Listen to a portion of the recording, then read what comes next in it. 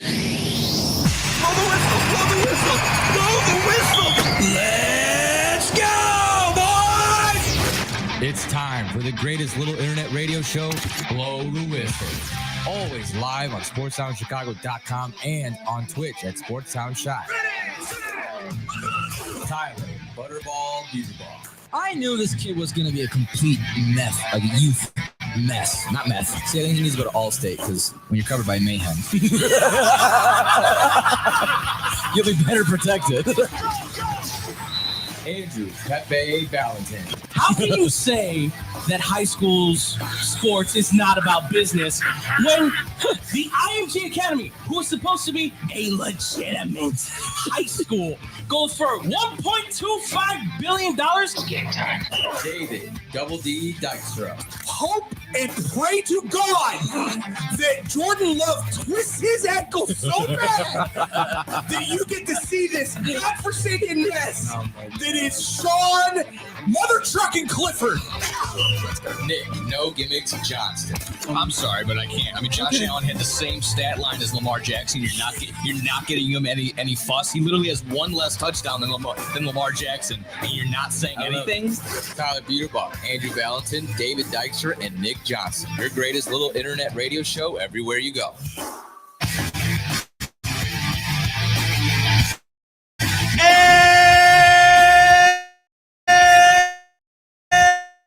And welcome, ladies and gentlemen, here.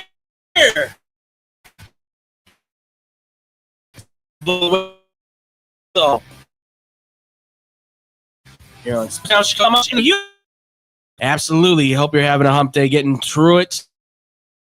Ladies and gentlemen, I am Andrew Pepe Valentin, and I'm here with No Gimmicks, Nick Johnston. and Tyler Butterball, Beaterball. I'm sorry. I thought you were pointing at both of us at the same No, time. no, My periphery is off. I am not like our man David Double D Dykstra, who's not here unfortunately today, ladies and gentlemen, as you can tell. You got sickies. Yes, I wanted to show you guys. Unfortunately, he's not here. He's not feeling too well, but we do hope that David does have a fast recovery, and we will see. Maybe you'll if you catch us on a Friday for Bad Comment Wrestling. Yes, he may be on because boy, those boys got a lot to talk about. Oh yeah. Just like us today, ladies and gentlemen, we got a lot to talk about. But of course, if you guys want to talk to us as well, you can hit us up on the YouTube and the Twitch side. That is at SportsTownChicago.com. On the that's twitch.tv/SportsTownShy and YouTube.com/SportsTownShy. If you guys want to talk to us personally, that's BlowTWhistle1 on Instagram, Twitter, and Facebook, as well as blowtradio@gmail.com for any questions or comments, anything like that you guys want to talk about. And of course, as well, too, if you guys want to hit us up, if you haven't seen this show, we always do the podcasting stuff. You can find us on all podcasting platforms except for QuadPod because they didn't pay the bills. They did. They're done. They're done. But Done. Apple, Google, iHeart, wherever you want to find us, we are there, ladies and gentlemen. And today, We on Spotify? oh yeah, absolutely. Yeah, we had. Because you got their Spotify Wrapped. Hopefully, you're in our top 5 or whatever. Exactly. Better. So make sure. I mean, we this was in my Apple Podcast Wrap. Yeah, I was gonna say it's in mine for sure. I love hearing myself. Yeah, exactly. We got an ego. But ladies and gentlemen, we got a fun one for you guys today. A lot of NFL to talk about. We've also got a lot of college football to get through as well. We're going to be talking about the Bears. Obviously, we got our man on Monday. That's why I was confused. I was like, wait, no, I thought he was here. Yeah, he was. I don't know. He forgot about you. Hi, everybody. Signing day. And for somebody who's doing a lot of the recruiting stuff for high school athletes, I have been on the phone since 6 a.m. Nice. So, and I've also been to like 6 different high schools for signing day right now. So I'm tired. Oh, man. I'm apologizing. But yeah, we got a lot to talk about. We're going to talk more about this coaching stuff with the Bears and everything. And of course, the NFL. But gentlemen, are you ready to get into this? Let's do it, baby. Let's do it. So obviously, more on the Bears. Obviously, there's been the firing of Matt Eberflus as the head coach. The discussion continues, though. What is next for the Chicago Bears as they go into another week that is going to be very interesting with Thomas Brown taking over as the head coach? He had a lot to say at his press conference.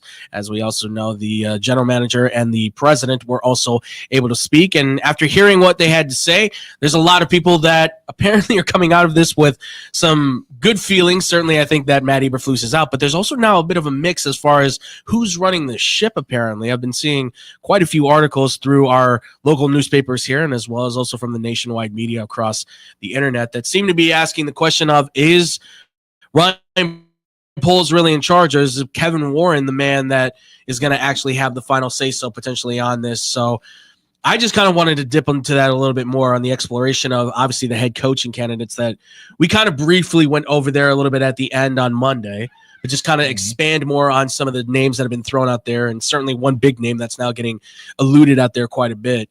From your guys' perspective, though, from seeing what the Bears are doing right now as far as Kevin Warren and what Ryan Poles had to say in their media, where are you guys at now with the situation with the head coaching hunt that the Bears are going to be on now, obviously in this off season? Nick, I'll start with you, man. What are your thoughts just to kind of kick it off? The two new ones that I've heard were the idea. Well, it comes from one single idea, the idea of trading for a head coach. And Mike Florio brought that up on 670 the other day. And it's actually one guy that they're playing against this week. They brought up the idea of trading for Kyle Shanahan, yes, and or trading for John Harbaugh of the Baltimore Ravens, which I guess no one really thinks about that, like trading for a head coach. Yeah. I'm not necessarily I would do it for the right price, but it sounds like first round picks is kind of the route to go that way. Yeah, so right. I wouldn't necessarily go that way again if it's for that. I would love to see if maybe just hold out, maybe if the Niners fire Kyle Shanahan, but that's kind of a stretch too, just considering he's done so much with how many injuries he's had, and Brock Purdy's good, but he's not the guy. Right. Exactly. I don't want to be disrespectful. He's obviously, they got to do a Super Bowl. Whether or not it was on his shoulders, I don't really know. So you can kind of see the lack of talent. No Brandon Ayuk basically all season. Now no Christian McCaffrey. Now you also lose even Jordan Mason to an extent there too. Right. They've been banged up, and he hasn't really looked the best either. So, yeah, I'm getting off track in that sort of sense. But right now, yeah, it's just Thomas Brown. Like I said, like I mentioned on Monday, he's gonna have to wow if he's gonna stay. But there's still a ton of names that are up in the air. Yeah, I mean, I agree. I think Thomas Brown would really have to, like I said on Monday. I think Nick and you and I both said like 4 or 5 wins in this stretch. Then I think I don't see why you couldn't go with him. But again, you need, with this kind of team that you have, you need that experienced head coach. There's no more time to keep him around to some extent. The 3 games, like the stretch that Caleb Williams has had with Brown as the OC, the stats that he's put up on record, like on that track, if Brown was the offensive coordinator from the beginning of the season, this kid would have like over 4,000 yards by the end of the year. But I'm not going to get into that. That's just conspiracies. But this is a situation, like this was the year that this was the jump that you were supposed to make as the Bears organization, that like, all right, we're fighting for this division. And that has failed miserably. And it's because you didn't have the right head coach. I like the idea, like you do, like Nick said, you forget about, you can trade for head coaches. And Kyle Shanahan, is he on the hot seat? Maybe. Yeah. Because this is the team that went to the Super Bowl last year. And again, yeah, you dealt with injuries, and knowing the Lynch, he might give him grace for that. Like, understand, like, yeah, you didn't have your best player for 90% of the year. Right. And Debo was getting in now, Brandon Ayuk, and then Purdy is like, the defense just a step slower. I feel like there's a couple injuries there as well. Right. So he might, for him to get fired, I don't think so. But I still think it's up in the air that you don't have to trade and he's just going to be available, because like you went from Super Bowl and next goal after that is hit Super Bowl again or win the Super Bowl. But clearly that is way out of their grasp and it's not going to happen. John Harbaugh. Now that's an interesting name too. That that was one I did not hear, but I'm intrigued by that. Again, that's just what Michael Florio brought up. No, I mean, listen, if you want to be aggressive and you want to win, my thing is though with some of the holes that the Bears still have on this team, offensive line obviously the biggest issue, and they have 10 draft picks. You can't really afford to use a first round pick and rely on granted. Poles has found those diamonds in the rough late draft picks. Sure, yeah. But he's hit them and he's missed them. So, but with this kind of class that's coming up, you can't really lose out on a first round offensive lineman. It's a high risk, high reward move because look, the most infamous move that was ever made with trading for a coach, and I think it's the only one maybe in NFL history at this point, was the John Gruden trade, which Well, there's been a couple of trades for head coaches. Okay, I can't remember the other one specifically. If you can, please. I just remember the John Gruden one because obviously that's the most recent, and that's you were talking about 2 firsts and 2 seconds and $8 million going to the Raiders for John Gruden, who obviously went to a Tampa Bay Buccaneers team that was stacked with talent defensively. They needed help offensively, and he was bringing in an offense that was the West Coast, universal, it was electrifying, high-flying passing attack with Brad Johnson and using heavy hitters at running back to kind of drive the thing. Sean Payton, and it worked out. Sean Payton, I forgot, was traded. That was the most recent one. There has been 8 notable, well-known coach trades in NFL history. The first involved Don Shula going to the Baltimore Colts from the Dolphins in 1970. Which that obviously paid off because they went to back-to-back Super Bowl wins. Bill Parcells. There we go. Mike Holmgren, 1999. Bill Belichick in 2000. John Gruden, 2002. Herm Edwards, 2006. 2019, Bruce Arians. And then 2023, Sean Payton. So you're hearing what I'm hearing right there is a handful of Super Bowl winning coaches.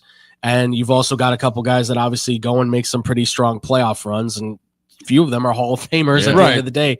So I mean, it definitely happens. I just don't. If the precedent now, because the Broncos just sent a first round and a third round pick for Sean Payton, maybe now that's a first round pick. But I mean, just before that, Bruce Arians was sent for a 6th round pick. Yeah, right. It's not a 4th rounder from Herm Edwards. Again, this was 2006, but either way, it doesn't have to be a first rounder. Right. True. And Kyle Shanahan, obviously, you're kind of, I think, sitting there waiting to see what happens because the 49ers, again, like you were saying, Nick, there's injuries across the board. They're obviously not playing well, and they've got a lot of decisions to make as far as paying Brock Purdy, figuring out the situation with Trent Williams and his future. There's a lot of things that are coming up for the 49ers, and John Lynch is going to have to be the determining factor on that as the general manager, you would assume. And it's also are you afraid to trade with the Niners after the last time you traded with them? Exactly, yeah. Do you want to get fleeced again? Do they know something that you don't? Exactly. We also got to remember this is realistic. This is Kevin Warren's first involvement in a head coach hire, right? Because Ted Phillips was still the CEO and president, right, when Eberflus was hired. So interesting to see where they go and what kind of not risks, but more of all right, how aggressive are they going to be in this time around? Not just interviewing Joe Blows that we've never heard of, and then that's the thing that I guess I'm worried about is let's see what Kevin Warren, what names he wants, because the fact that Brian Daboll wasn't even on that list, which was on the same list as Eberflus that year that Eberflus got hired. Yeah, the fact that Daboll wasn't on there and they didn't get him an interview is absolutely ridiculous. And then that's another name. Is Daboll safe after this year? Are the Giants going to let him go? Because I mean, granted, Daboll never got the quarterback that he wanted, and you can blame Shane for that because they messed up. I know if you saw the Hard Knocks, Joe Shane, I think is one of those. If he's gone, then Daboll might be gone. Yeah, Joe Shane. I from that Hard Knocks, I thought he was a good general manager, but I started to get the idea that this guy might think he's the smartest guy in the room and not realizing that you can talk to other people. It's okay. Yes, you have the final decision to make, but it's okay to take other people's recommendations and consider the mass thought. Take all the information, put it down on paper and go, is this the best decision or should we go in a different direction? And that's the thing. to me, if Dable ends up getting canned, you should go to him first. Yeah, I like that. I think he would be a great fit. I think it just didn't work with New York because you had Daniel Jones as your damn quarterback. Right. He's in a much better situation here, and he's offensive minded. Yeah. That's the thing. They need to go offensive minded, in my personal opinion. Well, and with Vrabel, like he's a proven head coach, like solid head coach at the time. It's the same move, though. It's the same move. Guy. I think he'd be a little more not like aggressive, but no, he's not going to be a coward like Matt Eberflus. Yeah. He'd bring in culture, and he'd bring in, that. There's that word again. I know. I know you don't like that, but he'd bring in that identity for the Bears, where it's like we want to try and be the toughest guys on the block, because that's kind of his identity. Yeah, he tried to bring for the Tennessee Titans, and it worked for them for a brief period. That's the problem, though. It was a brief period. Your quarterback was aging out. Your running back was getting bumps and bruises and just couldn't carry the load much anymore. And your wide receiver was getting very unhappy because he was not seeing a lot of time with the ball. Right. And unfortunately, that whole thing just dismantled. And then they were like, "Oh, and by the way, we're against the cap." Like, so everything worked against them, unfortunately, for all the wrong reasons, when it could have been successful. But the problem is that I think there's just too much with him and Tom Brady being buddies. Mm-hmm. The Raiders are going to be probably looking for a new head coach. I don't know. I'm just assuming.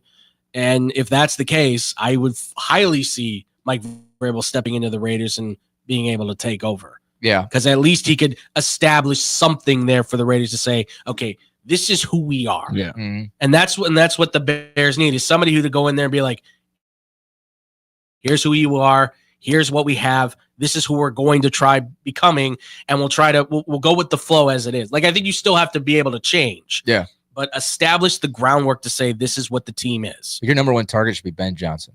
Oh, yeah. I would say so. Like, there's a reason that there's a big buzz around him. Of course.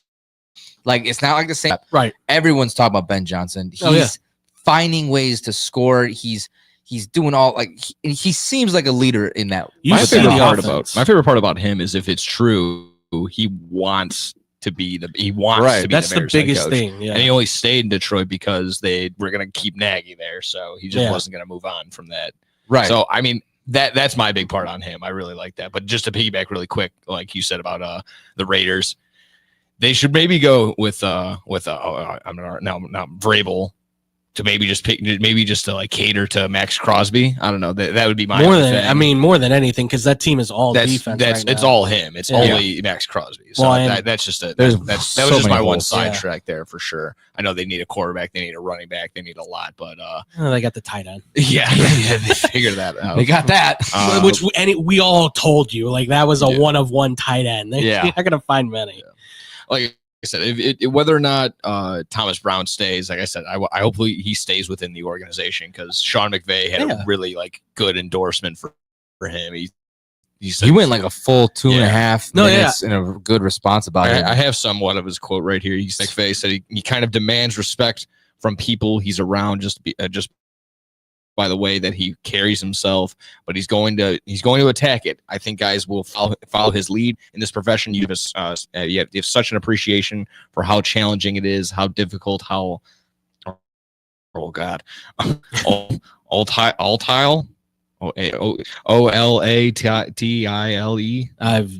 OLATILE. Volatile, I would say. And I think he's going to do a great job. That's just use 10-cent words where $10,000 words are needed. Exactly. Okay? There you go. But no, I mean, like you said, there was a lengthy comment that he had, but this was just some part of it. I mean, it seems like players already, since the transition, subscribing to him. They're already locked in with this guy. Like, I don't doubt. I mean, look at the play. His presence is not only spread out to the offense, but like defense, special teams, per DJ Moore from William Hall on Monday. That just everything about him, like, he's getting that. Like, it's almost like an Antonio Pierce, bad comp because he's gone now. But like, when Antonio Pierce came in, it was a whole new vibe. He generated that energy. Exactly. I was going to say, like, I've heard everything. The comparisons have been Mike Tomlin, which I watched the Hard Knocks, the in-season for the AFC North. I did.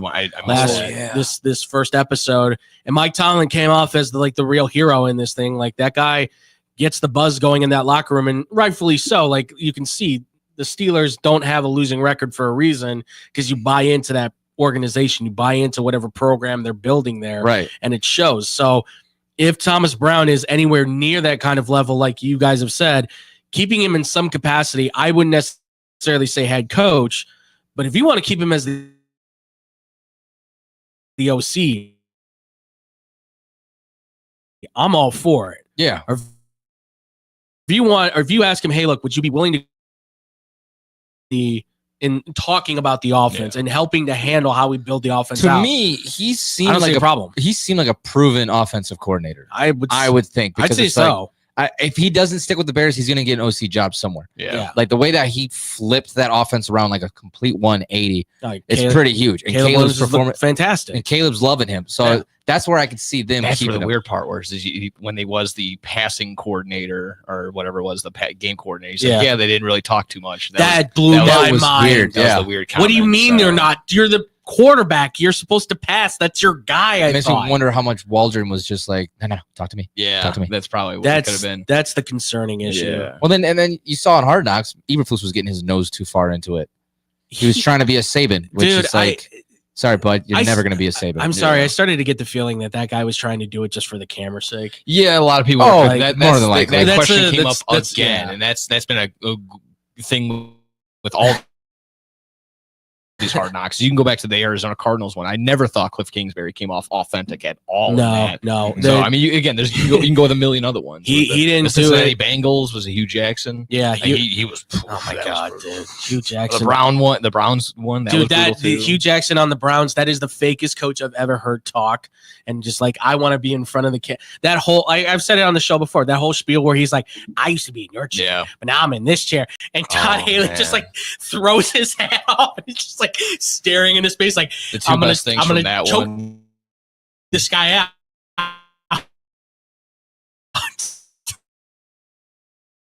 Two best things from that one was the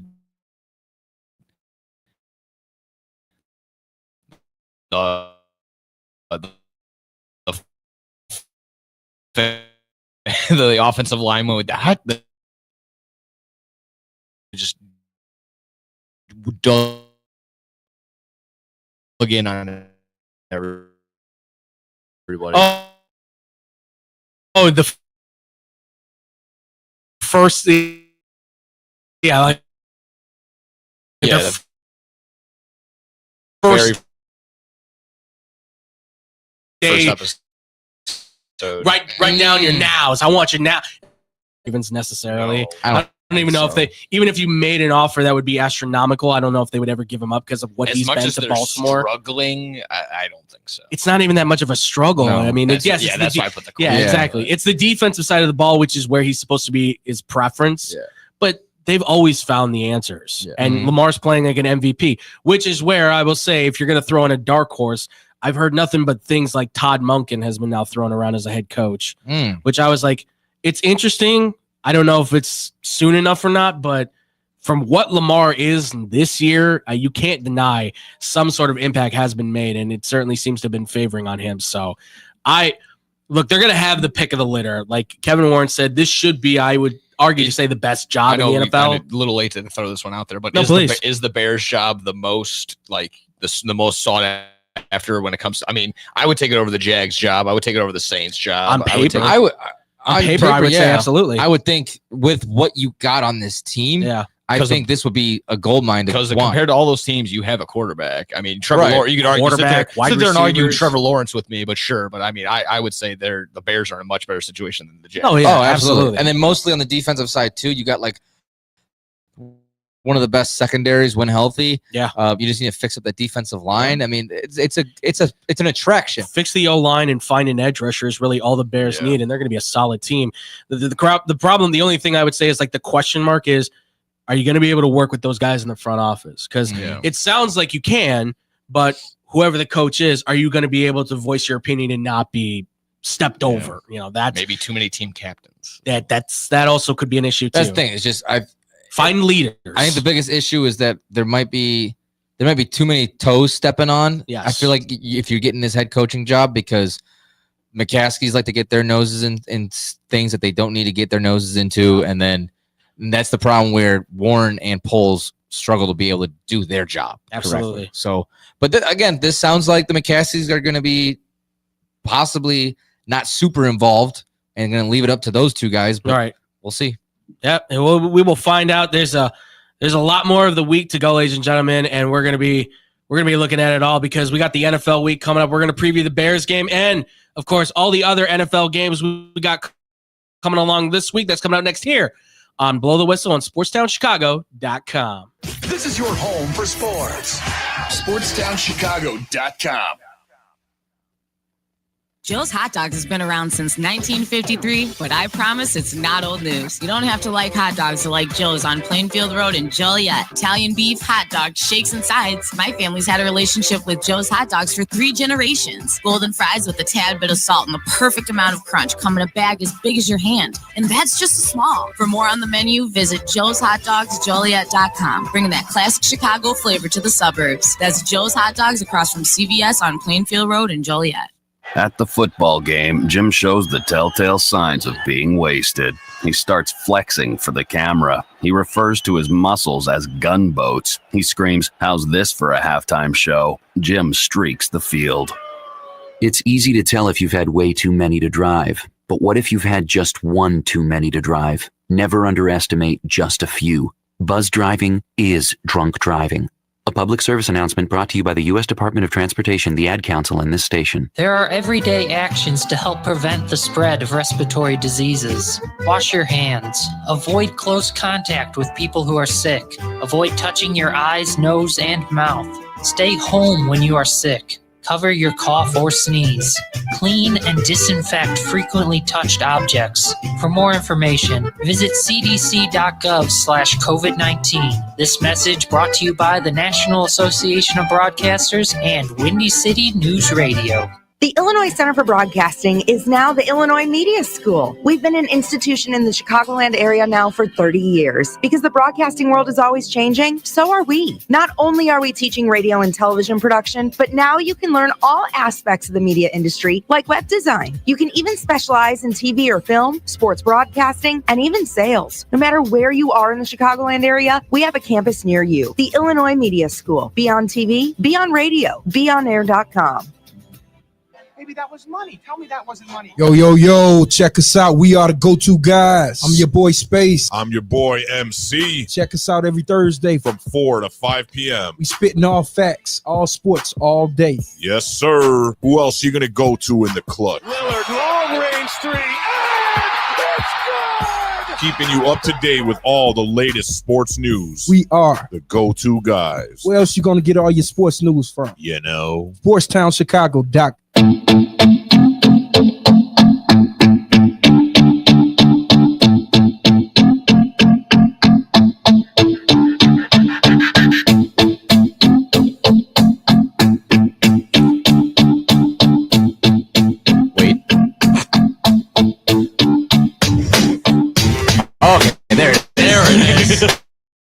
Oh my God, that beat took forever to kick in. Holy cow. I thought it was coming. I muted. I was like, wait, don't go. I thought I was in that episode of Chappelle's show with what's his name? Fisticuff or whatever it is. He's like, what? I can't hear you. He goes, oh man, you dropped the beat out on me. Where's my snare? That was such a tease right there. Oh my God. I was like, wait. Oh man. Welcome back everybody here to Blow the Whistle on SportsTownChicago.com, Twitch, and YouTube. Hope you guys are having fun on this one. We talked a little bit more about the Bears and the coaching situation going on there. But now, ladies and gentlemen, it's time to preview the week at hand. And, of course, we've got the NFL this week. And the Bears, we'll start off with them because we just got done talking about them.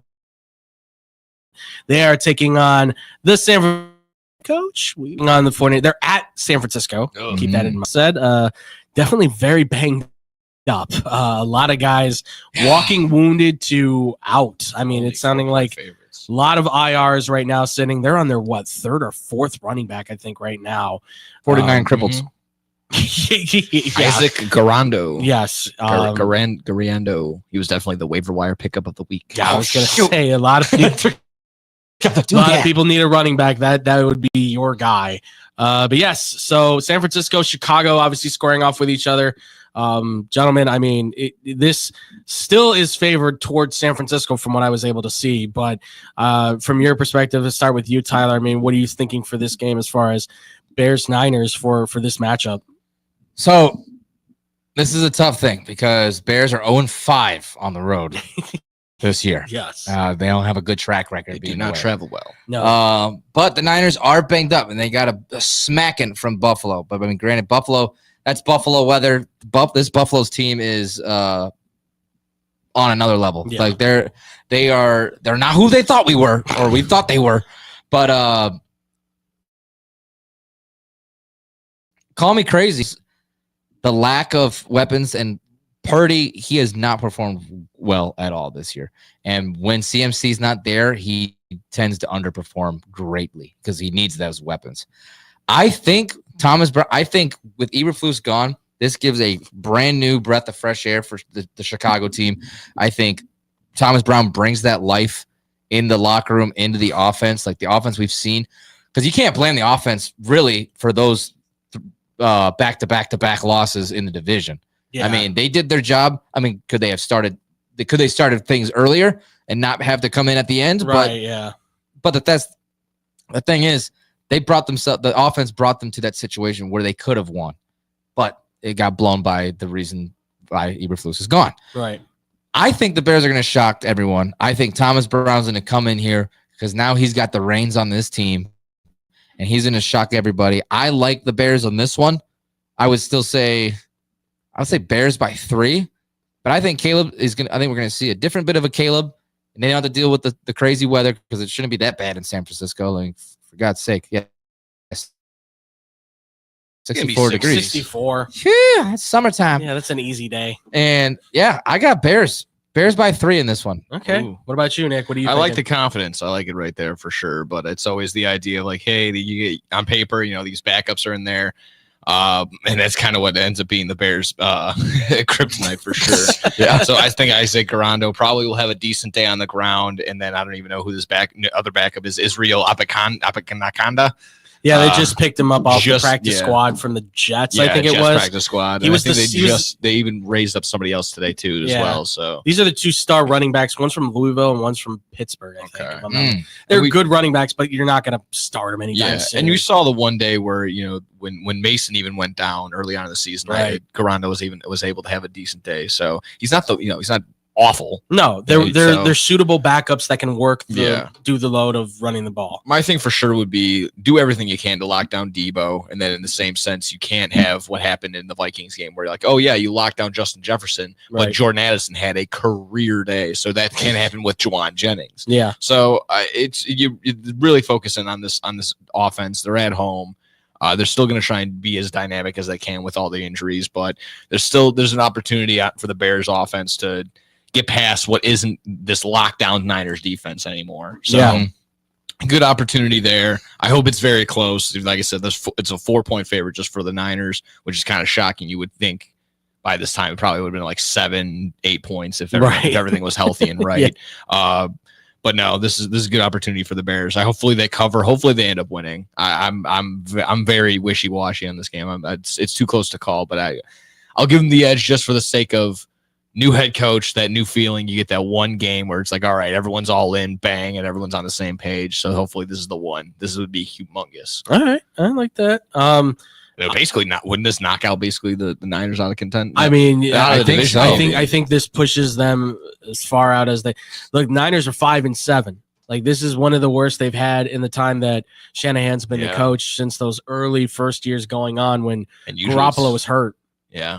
Usually it's the opposite. When they're coming out of the Super Bowl, it's the winners that have the hangover. Yeah, exactly. They're all banged up. They got everything. Here you go. I got some stats for you. There you go. Please. So for first game interim head coaches, they are 14-9 against the spread. Okay. 49 plus 14 units in 23 games against the money line, assuming a flat risk on 1 unit per game. The average result is 15.7 points away from the spread. So I think to bank on Thomas Brown, for the Bears to cover at that 4. That's not. As Nick pulls his phone out. I mean, look, this is not take a peek. Log in really quick. This is Wi-Fi. I mean, ESPN's giving it a 5.5 to San Francisco. I mean, if you were to tell me to give those points to the Bears, I certainly would, considering how the offense has looked so far this game. Considering also too that San Francisco's offense is banged up. Like, I think even Debo's walking on wounded right now. I don't probably not listed, but I'm sure he is to a certain. He's usually taking a few bumps here and there. I don't even know what's happened with their other wide receiver at this point. Has he not just been playing? Who? Why am I blanking? Yeah, Brendan. He got hurt. Okay. I think he tore his ACL. I couldn't remember. I was like, I don't see him out there almost at all. No, which is why I understand now why Juwan Jennings is doing so well this year. And like I said, it was kind of funny at one point. Ricky Parcell, who had gotten shot earlier in the season, right? Yeah, was at one point now the most healthy Niner on the team. Yes, so which is nuts. That's crazy, absolutely insane. But I would say the Bears have a good shot at winning this. If anything, you want to, for the betting self, to be able to cover, I think they could certainly do that. It's tough because it's still Kyle Shanahan. It's still the Niners. They could still find a way to get it done. But with everything I've seen so far this year from San Francisco, they look old. They look injured. Brock Purdy does not look great at all. Now you have, like you said, Tyler, Christian McCaffrey out. We've seen it before. He doesn't play well when he doesn't have that run game behind him, especially McCaffrey. Yeah. His safety net for sure. I know Kittle's kind of played more of the safety net this year, and he's having a heck of a season. But I don't know if you can still count on him because they're going to queue on him. Right. They're going to try and place a linebacker on him. They're going to try and put a safety on him too. So I don't know if I could say the Niners are going to make it. I could say a close game. I would say I think the Bears can pull this off, and I'll go with that. I'll say the Bears pull this off.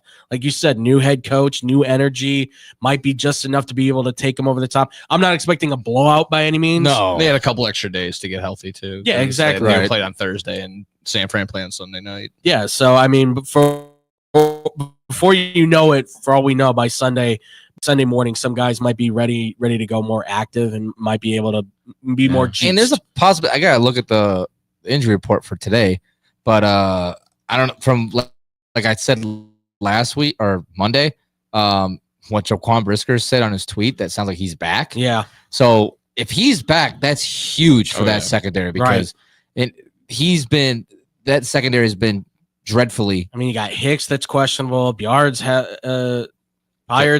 questionable. Like, I mean, everybody on those DBs is questionable. So if he can be back, that's going to help that defense out a lot. Mm-hmm. Absolutely. I mean, I think that's going to be a key factor right there. I mean, yeah, you got a lot of no. Yeah, there's a lot of guys. DJ Moore, Swift, and Allen did not practice today. Yeah, well, I think those guys are also taking a little bit of a break too. Yeah, probably they get their rest days, obviously, and stuff like that. All right, well, let's away from the Bears. There's obviously a lot of games. Let's just jump into it. Right, Thursday night. It's a big one tomorrow night. Oh my God, it's for the division. Well, not for the division, but it's for a fight in the division. How interesting you want to make it. Yeah, exactly. Packers, Lions. Obviously, we know the Lions 11-1. They've pretty much locked up their spot, I would say, right now as the top team in the NFC. Meanwhile, the Packers still fighting their way out, but not giving any ground by any means. They're still perusing around there as one of the better teams in the NFC and in the NFL, I would dare to say. So, I mean, from where I'm standing at, I would say the Lions should be able to get this, but again, they're walking wounded too. I don't know where you guys stand with it. I mean, I like the Lions a lot. I mean, we saw how it went last time they played each other, and that was in Lambeau. Yeah, and the Detroit just put a whooping on them, and I love that. I see these like little posts by Packers fans and it's called a Facebook page called NFC North Trash Talking right there. And they're throwing like, yeah, but you see that the Packers offensive stats were all better than Detroit Lions. Like, that doesn't matter. A win's a win. Right. And that's the thing, that this team always finds a way to win. Doesn't matter. Like, back in Dan Campbell's opening press conference, they're going to find a way. They're going to knock you down, bite your kneecaps, whatever the hell they're going to do. And they're biting kneecaps all year long. And they're going to find a way to beat you. And you're at Ford Field, and Ford Field gets loud. Yeah. And that is a tough environment and place to play in. So I got the Lions. I like them I like the cover at 3. I'm going to pick them by 3. I might alt it and do by 6. Okay. But I like the Lions a lot. The Packers, they've came away with wins. I will say that, and they've looked good. But to me, they don't look all that great. Like, I don't see them contending for this division. Like, they've looked good. They got pieces around, but like, there's still a lot of mistakes that they make. Jordan Love still makes a lot of mistakes. Yeah. You're relying a lot on Josh Jacobs. You stop Josh Jacobs, you have to rely more on Jordan Love, and he's not having the season like he had last year. So, and again, he's where he picks it up. That was Toyota-thon. Yeah, that's right. Yeah, that's true. That's true. But I like the Lions. They are proven to be the best in the NFC right now, best in the league, in my opinion. So, and again, Ford Field. It's gonna be Sonic and Knuckles all day. It's gonna be Montgomery and Gibbs. I mean, a lot lean towards the Lions. I'm not gonna. This is gonna be a tough division game for sure. This is the second time they're beaten. The Lions already had the leg up. Packers gonna be fighting for their lives. This is gonna definitely be that they lose this. That's basically they're handing this to the division. The Packers are to the Lions for sure. Maybe the Vikings might have something to say, but down the line. But yeah, this is going to be last hope for the Packers stretch of the division. They can maybe still lock up a wild card spot, I'm sure. But yeah, it's gonna be a fun Thursday night. That's more or less what I'm excited for. Finally, another good Thursday night. Thursday night, we said Thursday nights are killing it. We were looking. You look at the list for this whole season. Thursday nights have had some really productive games. Yeah. Bezos finally got his head out of his ass. Yeah, right. Well, real quick too, our guy, the Centennials football channel, he chimed in and he was letting us know Brandon Ayuk had the bounty hit from the 2 Chiefs players in week 7. He said we need to feed Kittle the ball to win, and I agree with that. If the Niners want to win, they're going to have to feed their man George Kittle all day. King B-Mac, boy, chimed as well. B-Mac. He said, is it more of a letdown for the Bears if they lose this game considering the current state of the 49ers, or more of a letdown for the 49ers considering the current state of the Bears, honestly? I'd probably go with the Niners. I would have to say the Niners. Because if the Bears, not a bad question to ask, though. If the Bears honestly lose, it's not that big of a deal because it's against the 49ers that are like considered the better team. Right. Yeah. And you're dealing with a whole new head coach. Yeah. And I think I'm curious about. They have nothing to lose. Like that's they really don't. Bears have nothing to lose at this point. I mean, Thomas Brown, to him personally, has got more to prove. Yeah. Oh, of course. They got nothing to lose, like you said. Yeah, that team's this should be a team that goes, all out to the wall kind of thing. The Niners are the ones that everybody was saying, like, oh, they're going to be back. You watch, top of the NFC, they'll win the West. And we're like, no, actually, that doesn't seem like it's going to be happening. And speaking of the West, I know it's kind of jumping around a bit.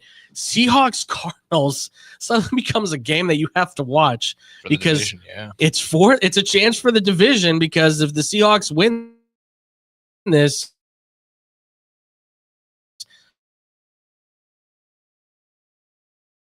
I think they've assigned themselves then to the top of the division. I know Arizona is still favored in the game. I would pick Arizona because it's in Arizona. It's home territory. Mm-hmm.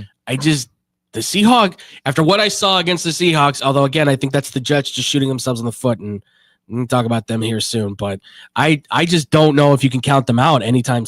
Like they've been finding ways to win. They've been on a roll. And that just goes down to Pete Carroll, man. He's still an elite head coach. Well, it's McDonald, remember? Seahawks? Yeah. Remember? Pete Carroll's been around, but he's not the head coach. Yeah, he's an oh my god, he's an assistant. Right. Yeah. Yeah. Okay. Well, you're good. Let's dump it. It's fine. But no, like you said, I'm sure he's had some input on this team. There's no doubt. But that's the thing. Seahawks, they've found ways to win. Their offense seems even a little bit more explosive than what they've had in previous couple years. Weird because DK Metcalf has been he's been playing at like 70%. Yeah, he hasn't been healthy all year. No. And so the Cardinals, I can't pick them apart, man. Like they're so on and off. Like there's games that like you look like, okay, maybe they can make a run for their money. Oh yeah. But then there's other times like, okay, they are who we thought they were. Right. Yeah. And so, but I think I like the Cardinals in this one just because of at home. They have a good home record. Seahawks do have a good away record, but I don't know. I think the Cardinals are going to pull this one off and then make that division really interesting. I'm going to have to disagree. I think the Seahawks probably going to have to take this one if they wanted to take control. all around, Cardinals it's really been relying on Kyler Murray. Marvin Harrison Jr. really hasn't been there he shows up once in a while, but it's not enough that he's making an impact just yet. Yeah, and again, at this point, everyone's banged up. So you would kind of key in on older guys like James Conner, who's probably not going to last very much longer throughout the season. I hope so. For my fantasy team's I know. For the sake of that, you only a couple more weeks to rely on there for sure. But overall, the Seahawks can probably take control in this. Geno Smith has been looking okay, and honestly, it's been more or less just the step up to Jackson Smith and then Jake. I was going to say he's taken a huge step forward to being that number 2. He's he's a top 10. He might be a top 10, at least a top 15 receiver in terms of all the stats across the board. 70 receptions, 800 plus yards, 4 touchdowns. I mean, he's there. He warned Chicago when Waldron came to the Bears. He did. Good luck to y'all. He did. We see it's some insight. We just said, "Oh, you young player, you." Yeah. So silly. Absolutely so funny. Real quick, talk about 2 teams here. The Jets. I want to kind of get a discussion on. Yeah. Just because I know we've talked about them a lot, but this is have we just finally seen is this the end of this experiment with Aaron Rodgers and the Jets? You guys think at this point? So crazy. So crazy. I don't know. They thought this was the final piece, and this just has not played out at all. I think he stays because I think that he's got the whole organization voodooed with whatever black. He's got to have another season. Used. His Netflix show has to have a tour. Oh my God, that's right. He needs to go out there. Yeah, that looks absolutely just insufferable. I was going to say, I'm tempted to watch it just to find some very hysterical audio. Oh, I'm sure. That's what I'm looking. I did already. I pulled the trailer last night. It reminded me of Zac Efron had a show where he was traveling around the world or whatever. It reminded me a lot of that. It was him and some guru he found on the internet. Jesus. They were traveling the world, and it reminded me so much of that for Aaron Rodgers. I can't remember what it was called, but it was just who's watching that? Who wants when to watch watching this? When I was watching the trailer, I'm like, okay, is this a teaser for the next Hard Knocks, or are we watching Survivor? Yes, right. This is Aaron. So weird. Is Aaron Rodgers the Jared Leto of the NFL? Has that comparison been made? I'm sure it has. You know what? That's not a bad one, honestly. If it hasn't been made, I like it because, look, in every regard, I've said this before. I'll just say it really quickly too. For him, I don't think he cares anymore about football. If he's I'm retiring, I don't think he cares. I think he steps away and is just okay, I'm done. There's guys like Tom Brady, I think still cares, but I think he's just he's yeah, I'm kind of just done at this point. God, what a disaster of a season. Yeah. I mean, in both parts of New York. I mean, with the Jets and the Giants. I think firing Saleh was a mistake. At this point, huge mistake. I don't even know. He wasn't even the problem. It's just you fire Saleh and then you fire Douglas. And I get the whole we're going to clean house move, but now the power structure that's there is completely on.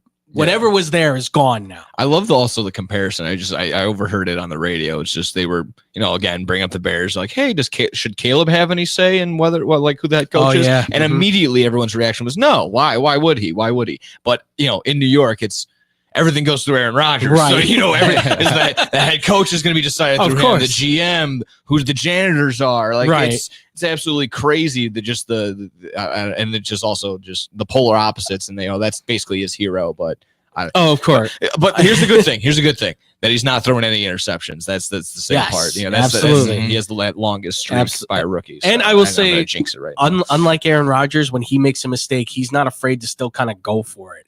Rodgers' his whole career has been a guy where it's oh, I make a mistake. Time to start screen passes and flats, and you can very much point at his just lack of offensive output as just a main reason for them not winning at all. He hasn't had a game over 300 yards this year. No, hasn't done anything. It's the downfall of this man in a horrible trajectory. But outside of him, I also wanted to bring up the Browns situation too, because Jameis Winston might be the most favorited character in the NFL right now. I love him. I've had discussions now with people from Cleveland and everything. Everybody's in support of him sticking around, but it's not so much as the starting quarterback, and that's now becoming a controversial topic on whether he should be your starting quarterback going forward or not. DTR. All things considered, with what's going on with DeMarcus Thomas Robinson and obviously you've got Deshaun Watson, aka Chocolate Starfish, there. So did you see the one stat that they had on him for? He threw with the interception yardage that he threw. It was about 170 yards to the Broncos. Yeah. Deshaun Watson has only thrown over 170 yards this season 3 times. That's incredible.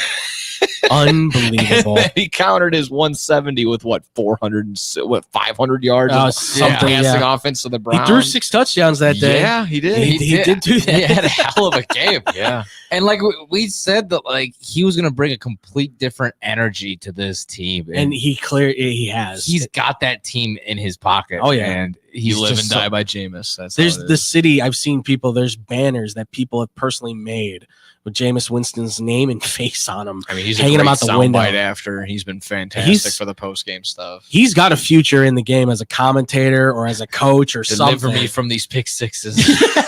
My God, he's like, I told the Lord.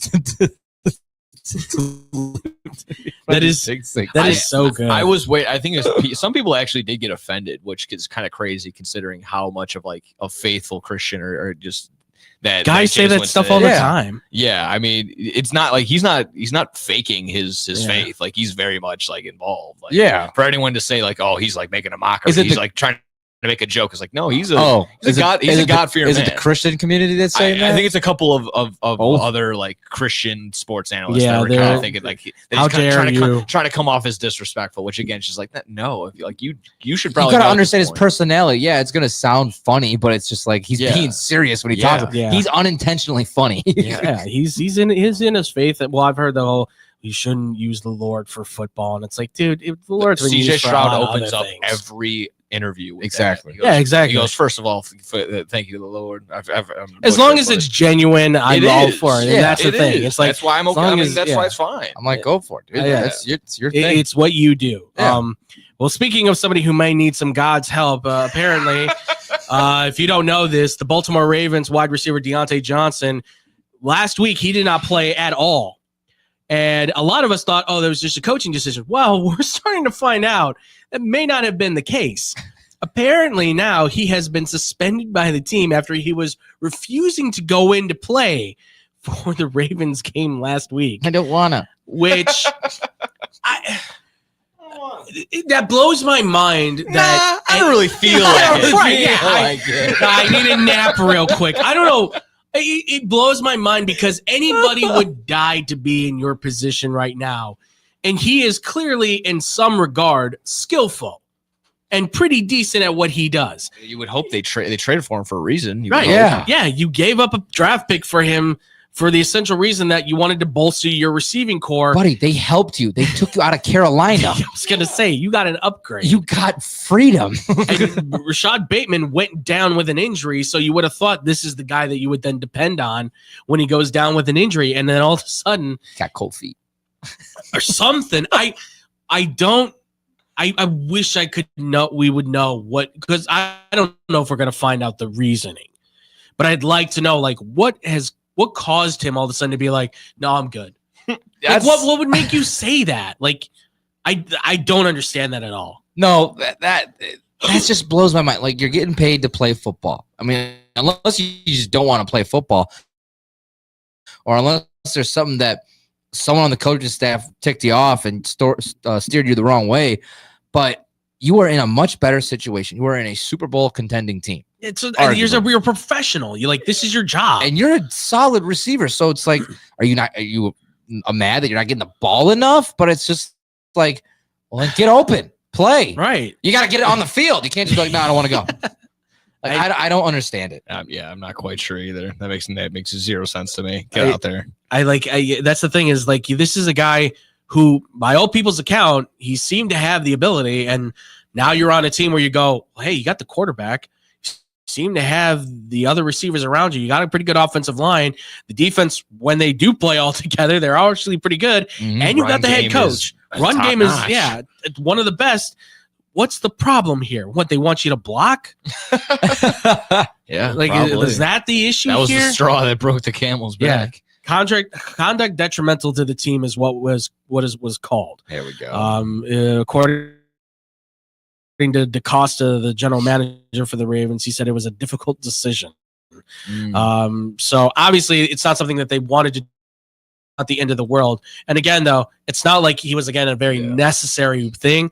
It's nice to have that buffer, though, that weapon to be able to place in there. So definitely. Very, very interesting. Obviously, look, there's a few more games in here. Primetime games are good, but we got Bart Simpson and we got Homer Simpson on Monday night. Yes, I can't wait for that. It's going to be fun. Chargers and Chiefs, Bengals and Cowboys are going to be the other best games of the night. Mr. Burns, Jerry Jones, is gonna be watching for that game. You know what? They're not too. When you look at them, they're not too far off from each other. Excellent. Quite honest. So, but ladies and gentlemen, that's going to do it for the NFL stuff. Obviously, let us know what games did we talk about that you liked. What are the stuff that you guys wanted us to talk about?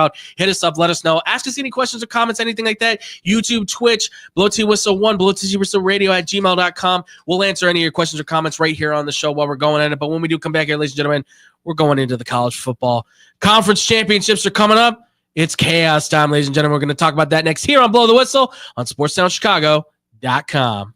This is your home for sports. Longtime fan, sports is like life. SportsTownChicago.com. What's up, Chicago? If you're ever, and I mean ever, out looking for good urban food 24/7, come down to White Palace Grill, located 1159 South Canal Street in Chicago. White Palace Grill is open 365 days a year since 1939. I personally love the steak and egg dinner, but whether you like burgers for breakfast, steak for lunch, or French toast for dinner, White Palace is the place for you. The diner is a 24-hour urban oasis. Come now, come later. Hey, come now and later. We never close at White Palace Grill, located 1159 South Canal Street in Chicago. Visit us at whitepalace.com or order with Uber Eats or Grubhub anytime, any day. Daddy, when you look at me, I could see your wheels turning. About what am I going to be when I grow up? A major league first baseman? Maybe a point guard for a national champion. The odds of a child becoming a professional athlete are 1 in 16,000. Far-fetched? Maybe. But did you know the odds of a child being diagnosed with autism are 1 in 166? That's right, 1 in 166. To learn the signs of autism, go to autismspeaks.org. Brought to you by Autism Speaks and the Ad Council. Go to Lux Barbershop for the best barbers and stylists in Plainfield, Illinois. I go there when I have an important event, date, or I just want to look good. The straight razor shave will have you looking fresh and smooth. Lux Barbershop is open 7 days a week. Go to Lux Barbershop for the finest barbers, stylists, braiders, and massage therapists in the southern suburbs. Check out all their daily deals on Facebook, Instagram, and luxbarbershop.com.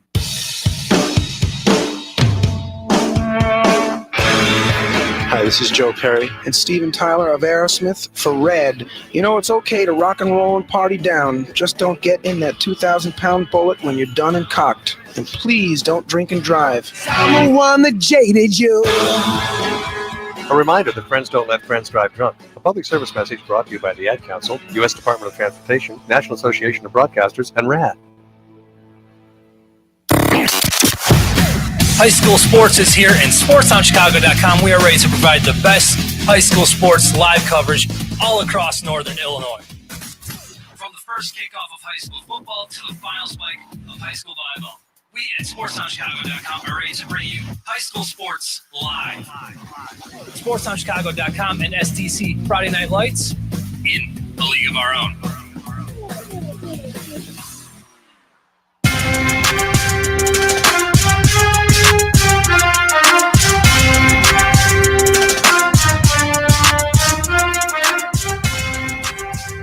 That's right, ladies and gentlemen. We are back here. It is Blow the Whistle here on SportsTownChicago.com, Twitch, and YouTube side of things, ladies and gentlemen. Hope everybody out there is having, again, a wonderful, wonderful day. Andrew Valentin here with our boys, Tyler Beautiball and Nick Johnson. Still no David Dykstra. He's still not feeling too well. Sorry, just because we were talking about this, you said Jared Alexander. Apparently Romeo Dobbs, too. Yeah, concussion. Oh, yeah. Did you say that already? Yeah. Oh, I must have put my headphones on. That's my bad. No, you're good. Those are they had a whole slew of Packers just being rolled out while we were in commercial. So Valentine, Cooper, Dobbs. Wow, their defense took a hit. I feel better about my pick. I'd say so. Well, ladies and gentlemen, we just got done talking about the Bears, obviously the coaching situation. We got done talking about the NFL, all those wonderful, wonderful picks there. And now, ladies and gents, we go into it. It's college football conference championship weekend here, ladies and gentlemen. Yeah, buddy. It is the big time to figure out who's in, who's out for the college football playoff as well, of course. But it's also a chance to see who's going to possibly be winning themselves a nice little trophy to be able to hold over the rest of the conference as well. We got all the games here. We can kind of I missed the reveal show. Was there any big was there any big blunders, or was there any big upsets or something like that? I mean, Miami's out. Oh, okay. That's the only one that really that bugged me. Wait, they're at 12 though. There's essentially they're going to be out. Oh, because, okay, yeah. That was a big thing. That just if they, I know you lost the game to Syracuse. I get that. That's a hard loss. I understand. They're so much better than Clemson. I'm sorry. Like, there's just more style points with them. One, if that counts for anything. But two, I think they're just a better team in general. And that Bama snuck their way in there. They're gonna get in there because again they beat 4 ranked teams. Right, and that makes sense. Like losing to Oklahoma and Vanderbilt, yeah, that's bad. But you still beat and Tennessee and Arizona State now, just getting in there. Okay. Yeah, Arizona State's in there. I mean, this is they put a whooping on Arizona. So. And this is obviously this is now becoming a contentious talk amongst people as well as who deserves to be in and what's off. But I don't know. I don't have a problem with it at all, honestly. I mean, it just. I think overall they got it pretty right. Yeah. I don't have an issue with it. No, I can't complain too much. I think with where these teams have, what these teams have done and where they've played and stuff like that. Right. I feel like they've gotten it locked down pretty correctly. Basically, I mean, what's Miami's other bad loss? If they're what are they 9-3? No, they're 10-2. Okay, so but they took the loss at the beginning of the season. I'm gonna look here real quick. I can't remember who it was against. Because I can only think or Ohio State loses. Georgia Tech. Okay. Yeah, it was Georgia. Yeah, it was the early Georgia Tech loss. That was the late Georgia Tech loss. So I guess one bad loss of Ohio State compared to Miami's 2 bad losses. Is that why Ohio State really didn't move, or just more or less? The issue is that I mean, again, these are 2 big brands in football, but for Ohio State, they've been in the top 5 rankings. Yeah. For how long? And the thing is, even losing to Michigan, they're gonna be like, well, it's still a Power 4 program and it's a rival, and I guess so. They only lost by you're gonna find every reason under the sun to keep that team in there because they look exciting. I just don't understand why Miami wouldn't be a lock in there when I'm gonna say it again. Clemson is not that enthusiastic of a team when I watch them. They just don't bring that energy the same way. Yeah, they're in there. I don't think they're not even in there. Well, they're in the if they win the conference, they're going to be in there. That's the thing. So that's the issue. They have to beat SMU. That's right, because Syracuse's head coach after the game was just like, "You're welcome, Dabo. I got you in." Yeah, right. Exactly. Yeah, he's like, "Yeah, you better thank me, Dabo." Yeah. God, shut up, dude. So I mean it, and that's the other thing too. Is again, I don't want to bag on them. I know David kind of defended them, and I understand it completely, and I understand people's positions. But SMU, Boise State, even Indiana, I fully expect those teams to unfortunately just get mopped. The big boys will come to play when it's time. I don't feel like they're going to stand a chance. I mean, yeah, if it's going to stay Penn State versus Boise State, most likely in the second round. I mean, yeah. It's tough to sell that on me. Right. Bama's got to play Notre Dame, and then they got to play SMU after. I mean, that's the thing. That'd be a tough matchup. Whoever comes out of that one against for SMU. So yeah, it's Notre Dame's been on a roll, and Alabama is kind of in their hot streak right now after the win against Auburn. So that's the problem with it is that I like this idea, but the strong teams will be the strong teams at the end of the day. I'm still kind of on the side that Indiana is not. I don't know, all cracked up to be. No, I'm with you on that. They've had a great season. Yeah, of course. They beat up on Purdue last week, but right. But if they were playing in the Big Ten championship against Oregon, I would fully expect Oregon to probably win 49-14. Yeah, that's the tough thing with Indiana. They have the record. You could argue. I don't know. I've been a supporter of Indiana. Because the teams they're a great story. They are, and I guess you would say is that the teams that they should have won that they did were complete blowouts. Right. They put the foot on their throat and just kept it there. Very easy team. Obviously, it didn't look good. If they kept it more close within Ohio State, they did in that first half. Yeah, they just didn't look competitive. But towards that second half, they lost it. And there was no adjustments or anything like that. But, I mean, yeah, I don't know. I think they'll lose to Georgia if this is how it's going to be. But, again, it's a great run, great story for a first-year head coach. I mean, it's fantastic. It's what you want in college football. No, absolutely. And look, there's always a chance for upsets, of course. You're going to have a hard time trying to sell me on the idea that, Boise State will beat Penn State or Indiana's going to beat Georgia. Like, no, I don't think that's going to happen by a mile. But if it does, great. Like that just throws another, wrench into the engine that is the big. So I just don't want the competitive games to come all the way at the semifinals or something like that. I don't want to wait 3 weeks. We don't want. That's the difficult thing, or you don't want a big blowout for the national championship like we saw Georgia Tech, TCU. If Clemson wins the ACC, does Miami get in, or is that? I think Miami's out no matter what. No matter what. Okay. I think they are out no matter what. That's what it looks like. It's just that's the one thing I'm having problems with the CFP on right now is that you're keeping out not just them, but there's some other good teams. Like you could make the argument for South Carolina. Ole Miss is another one. And that just really comes down to the quarterbacks in themselves. Yeah. Just make a big difference on the games. Right. Because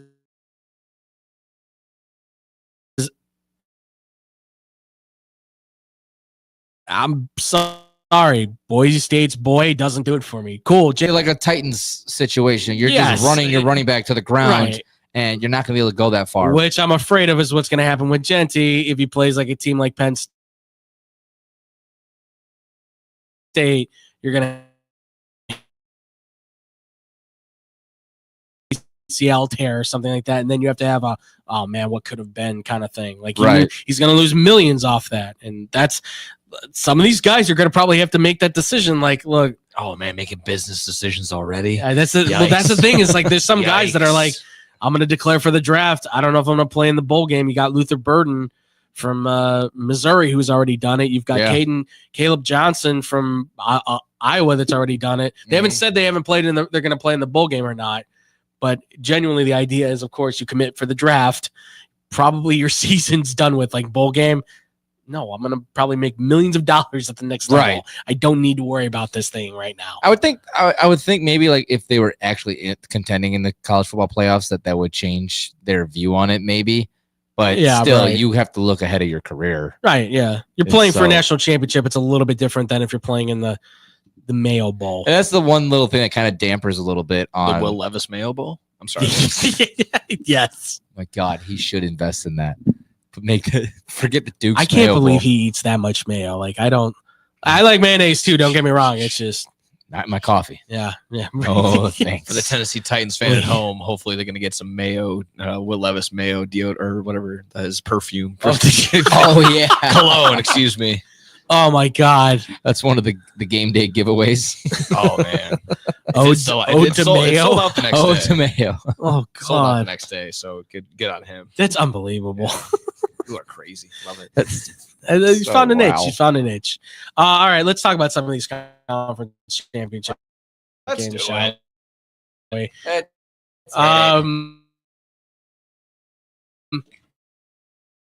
Let's hit the Friday ones real quick. So, next third, fourth chance for Rich Rodriguez to get us Western Kentucky. As per the usual, Western Kentucky is always pretty competitive. But what are you guys feeling for this? Obviously, spread's going at 4.5 right now to J-State. Give me that red guy. Give me Western Kentucky. Okay, all right, going with the Hilltoppers. I would say I like Western Kentucky in this one too. They've they played some great ball all year long. Jacksonville State hasn't really showed me a whole lot. But I'm surprised they might have given. I don't know. I'm surprised they give it a 4.5 point favorite. They're not even a state. They're not even a state. Just gonna say it right now. It's fair. Discrimination. Well, Jacksonville in itself, it's like its own world. Yeah, I've been to that city many a times. It is like wow. Is this Jacksonville, Florida, or Jacksonville, Alabama? I believe it's Jacksonville, Alabama. Okay, that's where they're playing then. I'm just making a statement that Jacksonville, Florida, is definitely it's out of this world. Duval, I believe so. Gator Riders or whatever. Is it? It's Jacksonville, Alabama. Okay, I was right. Yeah, that's for their playing. Yeah. So yes. they probably gave Jacksonville State the edge because it's home field advantage, and they run the ball really well. Like they control the clock. Like kid Stewart, he's got 20 rushing touchdowns. He's actually had a really good year. So I would honestly say, oh man, that's tough. I'd probably give it to Jacksonville State to at least cover, let's say, but I would expect Western Kentucky to probably throw the ball all over them. Okay. I mean, it's a passing offense versus the run offense kind of thing. Like, slow the clock down versus like the other team that's going to be like, I think they run like that no huddle running gun type offense. So it's hurry up kind of stuff. So they just beat Jacksonville State last week too. Yeah. So So there's a rematch. Yeah, there's bad blood between the two of them. They want this. That's actually very interesting to see that. Yeah, I know, rivalry, and then it's that's the thing. Conference championship. That's pretty sick. Yeah, that's the thing. So hopefully they held back a little bit. I'm just looking at just based off off this season. It's Western Kentucky's losses besides Alabama's big blowout loss in week 1. Their only other losses are about like 1, 2, 3 points. So a 12-7 loss to Louisiana Tech. So they've had a good season. Keeping it close. Yeah, exactly. So I'm with you guys though, Western Kentucky. Sorry, Jacksonville State. Sorry, Rich Rodriguez, but we love you. You need some upsets. Yeah, we need a few of those. All the but chaos. Not everything can't be chalk. The next one, this is going to be big. It's UNLV taking on Boise State for the Mountain West Championship. Boise is only favored by 4 in this one. Very interesting. Obviously, this is going to be featuring a UNLV team that's had quite a weird year with their starting quarterback going to the transfer portal after not getting enough money, apparently, from a coach that was promised, and with their other quarterback coming in and doing just as good a job, while Boise State just rides the Genty train all the way to the conference, to the college football playoff. 28 touchdowns is insane. That's unreal. 2,288 rushing yards. Yeah. Wow. And when you put that in perspective with the fact that he's still not that close to Barry Sanders' numbers, that's the scary which thing. is nuts. It says everything about that dude. Last time these two played, it was a close game. I believe Boise State only won by 4. Yes, they took it down to the wire. Yeah. Boise State, I think, scored the last touchdown to keep it. By 5. Yes. 29-24. So, I mean, obviously UNLV's right there. And UNLV's only bad losses was, from that game, and then they also lost to Syracuse. It was only by 3 points. Yes, and they threw up 41 against Syracuse. Syracuse, that would be maybe a good loss considering who they've beat. No, yeah, I was going to say that's a proven win for them. So if they can't get Janty going, I like UNLV in this. Yeah, I mean, I think Boise State should win this game. But if their defense locks in on Janty, doesn't get him enough room to run, I mean, then you got to rely on Boise State's quarterback, which again, he's been playing decent, but he's mediocre. Yeah, Madson's good. He's in the mid tier of starting quarterbacks right now in college. So this one's a toss up to me. I'm on the. I'm going to say this, and I'm probably going to bite the dust on it, but I'll say UNLV to upset. Okay, because I think there's a little bit of they want to show like, oh, we can boot Boise State out of the first round bye, and then they're going to have to like fight their way through. Like so there's incentive. This is going to be the blind game to bet on for people. They're probably just going to be Boise State, Genty. Like there you go. Sure, yeah, of course. They'll shove the name, you know the school. For me, that probably would be like a stay away. Just be like, hey, let's just enjoy this one. Maybe take the over. Just have some fun. Maybe take 57.5. It could go over. Like these teams could battle it out. So I'm sure that that could definitely be the case. So I'll just do that. I'll stay away. I'll be like, hey, let's have some fun. Let's just get some scoring. This should be a fun game. These two teams fight each other a lot, like not in terms of like what we saw last week, but like no. like they battle, and then there's respect there between these two. But I think UNLV plays the upsetters on this one. I think they've got. I like it. I think they've got that to them. Ready to put my DGen parlay together. There you go. Then we've got Tulane against Army for the American Athletic Championship. Yes, sir. And Tulane, despite the fact not being ranked, they are favored by 5 in this game against the number 24 ranked Army Black Knights, which is interesting because obviously this is a program, Tulane, that has always found stability in themselves over the last few years. Army, meanwhile, this has been one of the best seasons they've had in years. Oh yeah, this is one of the best by Army far. team. But like I like Tulane a lot. I might pick them to cover. Tulane, like if you look, they only like their losses are good losses. Yes. 34-27 against a 17th ranked Kansas State, 34-19 against a 15 Oklahoma. And then Memphis. Memphis is that team that it might not look pretty because they're unranked, but they're ranked now. They're ranked now, and like they're actually a sneaky team that no one really talks about with Memphis. And then obviously Army's only got that one loss against Notre Dame, but it was a complete blowout, and that was a game where Army could have really proved themselves and shown that Notre Dame are a bunch of bluffs. But I like Tulane in this. They've been they're that sneaky little good team that you always forget about, and they got so much talent on that team. I like Tulane in this one, despite being it's a neutral field, right? Yes, West Point. Oh no, it's in Army's territory. It's at West Point. So I still like Tulane in this. They got some dogs on that team.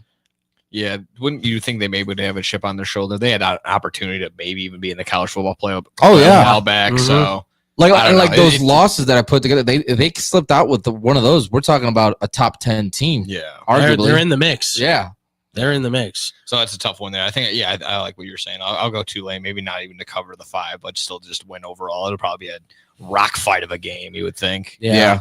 I'm gonna probably go opposite. I'll say Army. Okay. Because they're projecting 28 degrees outside. Oh, and I'm assuming there's probably going to be a little bit of maybe some ice out there. It's looking cloudy, but I'm going to assume maybe a little snow comes through there. To me, it favors Army. Again, it's West Point. They bring the heat. When you watch those games, the ice will melt.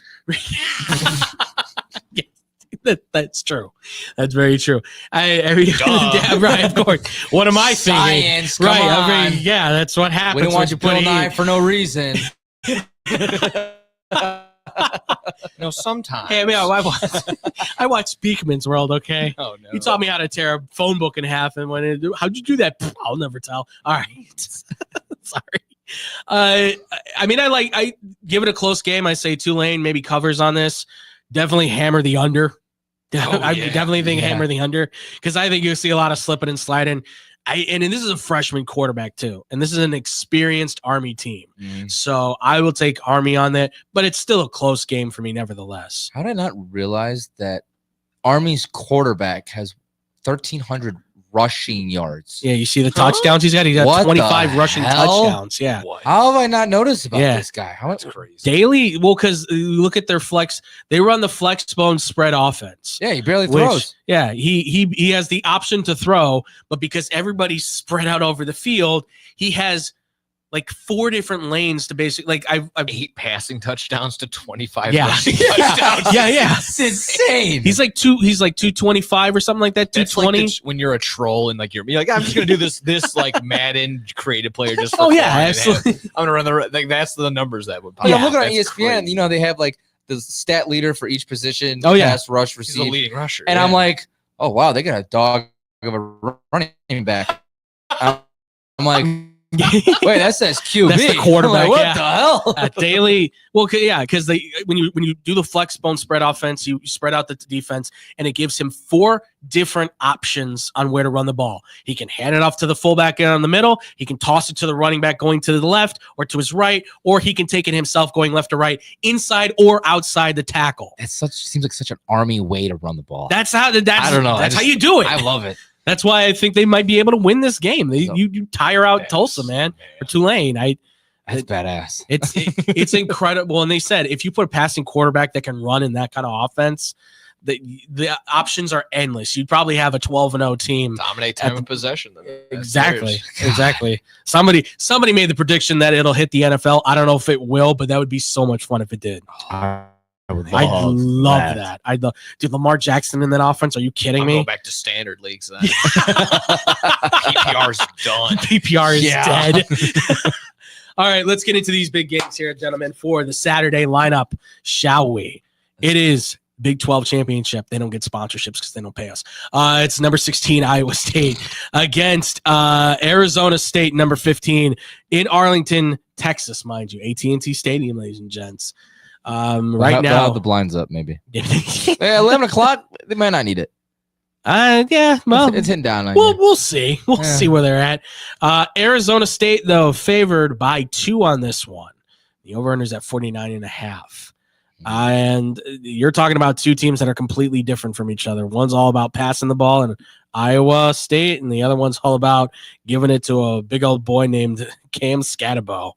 Scatabo. I love that name. He's great. And then they got a wide receiver too, though, at Arizona State. He's been doing work. Tyson.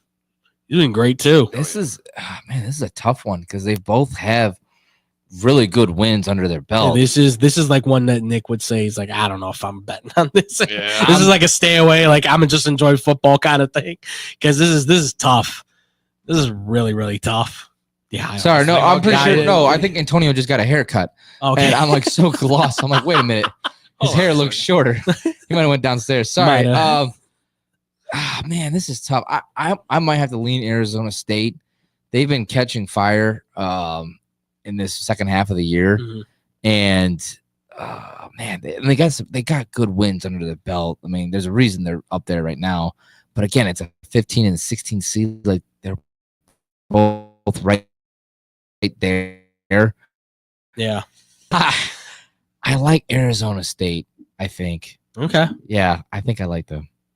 Okay. I'm just kidding. I like Scatabo. Scatabo. He's become a fan favorite for a lot of people. He's a dog. He is. He's putting up great numbers. I really like Iowa State because of Dave Montgomery, but I'll still take Iowa State. That's fair. I will take Iowa State as well. And so should Ethan Plum. It's a quarterback that I work with. So he's got a scholarship standing, and he should commit. He's at my alma mater. Yeah, exactly. That Dr. Pepper. Ugh, yuck. Dr. Pepper. You don't like Dr. Pepper? Oh, it tastes like medicine. All I can think of. Well, we love Dr. Pepper here. As soon as he's like, when I saw was Dr. Pepper, I had this TikTok stuck in my head, and they poured Dr. Pepper, I think, in this dude's mouth while he was sleeping, and he just wakes up. He's like, yeah. He's like, that's the Dr. Pepper. He's like, that's the Dr. Pepper. And that was stuck in my head all morning. So as soon as I saw Dr. Pepper Big 12 championship, I couldn't just went through your head. That's a Dr. Pepper. And falls back asleep. Oh boy. Sorry. That was fine. It's funny. All right. We'll run through this one real quick. You got Iowa against Miami of Ohio for the MAC championship. That's in Detroit, Michigan, at Ford Field. Miami of Ohio. What did I say? No, you said. Oh, I think you said Iowa. Did I? I don't know. You said Ohio. Okay. Ignore me. I got that. It's the Ohio championship for the MAC title. Really. Miami of Ohio, Blaine Gabbert's brother, doing actually really good work there. If you don't know who that the quarterback is, that's Blaine Gabbert's younger brother, who's been putting in work. Ohio, though, not too far off the mark either. They've had a really good season too, even without Rourke there as their quarterback. So, but Miami of Ohio favored by 1.5. Only 44.5. I might take the over on that. Oh yeah, action gets crazy. Yeah, I was gonna say, like, this feels like a 50 to 56 kind of game. Ultimate like, this is action. If this isn't 49-45, I don't want it. Yeah, exactly. I want nothing to do with it. It feels like it should be that kind of a game where it's just like shootout. In regulation too. None of this 8 overtime nonsense. No, not even close. We get this done within the time. Yeah, exactly. I'll go Miami of Ohio. I'd go Miami of Ohio too. I'm leaning that way as well. Sorry, Gabbert's brothers got the experience. Battle I like of that. Ohio in Ford Field. I love that. It is funny. It is like, come on, guys, really? We have to do this in Michigan of all places. Bring in the boom. Oh boy! All right, the next one. It's a big one, ladies and gents. SEC championship. Number 5, Georgia. Number 2, Texas. Don't call me. Don't text me. Nothing. This is nothing. This rematch in Atlanta, Georgia, Mercedes-Benz Stadium. Texas favored again by 2.5 on this game. 49.5 the over/under. Can Texas do it? Shout out to Texas for first time in the SEC, and they're making it to the SEC. I know. Seriously. It's huge accomplishment for them. And we thought they were going to struggle. Give me Texas all day. Georgia, Carson Beck is a bum. He sucks. Okay, I don't like him. He looks funny, and he sucks. He looks like Napoleon Dynamite. He does. He's trash too. I don't know how he's dating one of the Cabinet Bell, twins. catch the touchdown pass. Come on, bro. But obviously, it's My lips hurt real bad. My lips hurt real bad. Myself laugh. I mean, Georgia. I mean, you got to understand this is gonna be pretty much a home field advantage for Georgia because it's in Atlanta, Georgia, the Mercedes-Benz Stadium. But Texas, their defense has came to life. Like they've been there, but like they just like when you thought they couldn't get any better, their defense got way better. Quinn Ewers, it seems like he was dealing with injuries and stuff like that, and he's starting to get a little more comfortable. Okay. He looked okay. He looked okay. They're finding ways to score and finding ways to win. And I love Sark. I don't know, just something about him. He just seems like a genuine guy. Is this the battle of who has had the funnier Snapchats of the past between Carson Beck and Quentin Ewers? Yeah, I was gonna say it might be. Yeah.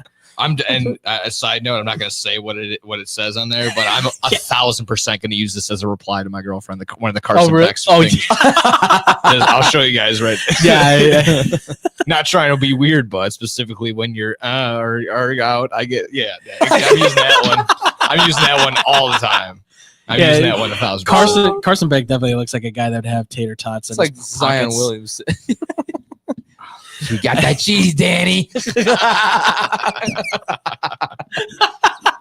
Yeah. So this is gonna be so much fun. This is gonna be a great. This should be a fun game. I fully expect Texas to be able to counter back with what happened to them in the regular season because this is their only loss is Georgia. Georgia, meanwhile, has taken 2 losses on the year, and obviously they weren't the best, but I trust Texas as a complete team again more than I trust Georgia. Mm-hmm. I know they've looked better. I know Georgia looked better. I know they won the game, but it took them 8 overtimes against a Georgia Tech team that they easily should have been able to roll over. And instead, they had such a slow start. If they're who they thought they're supposed to be, then yeah, that shouldn't have gone to 8 overtimes. Like, yeah, you're right. Obviously, what? I had to just double check what you said was right. Oh, okay. Sorry. I didn't mean to derail you. No, you're good. But I mean, not discrediting Georgia Tech though. I mean they had a good season too. So nothing taken away from them either. But yeah, Georgia to me, Carson Beck's a fraud. Yeah, I just don't trust this team. And go feed your llama. And they're in even though it's in Atlanta, like he has one too. Sean McDermott has alpacas apparently. I heard that. Yes, yeah. I heard. Hey, Tina. Tina. We're still in Napoleon. Oh yeah, I'm still on that. Still in Napoleon. This is what happens when you learn from Uncle Rico on how to play quarterback. Oh, you tricked me. I didn't get that one. But Sean McDermott does have alpacas. I heard about that and I was like, what? You're a real man. Get a gator. Yeah, there you go. Yeah, like Carson Steele. Yeah. Real quick on this one, Sun Belt Conference Championship. Marshall, Louisiana, Raging Cajun taking each other on. Raging Cajun are favored by 5.5. Over-unders at 56. I definitely take the over on this. I would definitely take Louisiana on this too. Oh, yeah. I like Louisiana a lot in this one. Give me the over on the deep fried food. Give me them Cajuns. This chicken should be a fun one, ladies and gentlemen, but I would definitely take Louisiana Raging Cajun on this one. Absolutely. All right. Final games on this one. Big Ten Championship. Number 3, Penn State. Number 1, Oregon. Oregon, 3.5-point favorites. Over-runners at 49.5. Sorry, David. I'm going Oregon. I mean, Oregon, to me, they're the only team this year that show me they're like a true, complete team on both sides of the ball. Yes, they had rough wins earlier on in the year, like that rough one against Idaho and whatnot. But once they started figuring it out, and Dan Lanning is a beast of a head coach. I mean, Dylan Gabriel's starting to find his way and starting to lead this offense. The defense is just unbelievable. They got the better Uyunglele brother. And sorry. That is true. That is very true. I like Oregon. It's going to be a tight one because, I mean, Penn State's got a phenomenal defense. And then Drew Aller and the Warren connection has been great. That's the problem, though, is outside of them, I don't know. That's the thing. Julian Fleming was supposed to be a huge get for Penn State. But like Wallace is good, but he's not an elite receiver, unfortunately. You're going to have to rely on a lot on that and a little bit of the run game. But Oregon, they're overall the most complete. I like the Ducks. Yeah. Quack. Quack. Quack. Quack. I'd go Oregon's mopping it up right now as far as I'm concerned against Penn State. I mean, I'm 3.5. I would probably give them more. I'd maybe give them 10 almost. Oh, wow. I'd maybe go that. Again, this just comes down to Oregon. Like you said, they got a very complete team. I've come more around to that as I've watched them more. I don't know about Penn State's offense.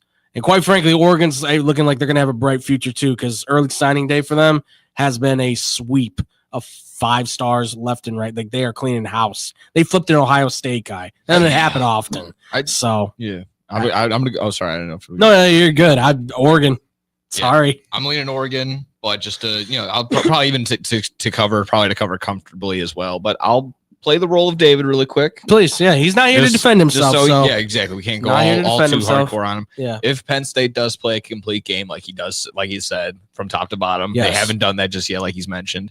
It's going to be tough for Oregon to just sit there and suffocate them, which they've done that to the bad teams. They hasn't really done all that well to the all around good teams. It was close to Ohio State.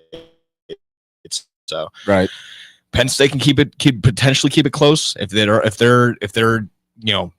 keeping their P's and Q's together, dotting their I's, crossing their T's, doing everything right. More letter analogies for sure. That's exactly what it would need to be. Penn State would have to have the best game, and Oregon would need to have a subpar game, even to bad. Yes, to lose this one. So yeah, couldn't agree more. Penn State can obviously win this game. It's just going to take.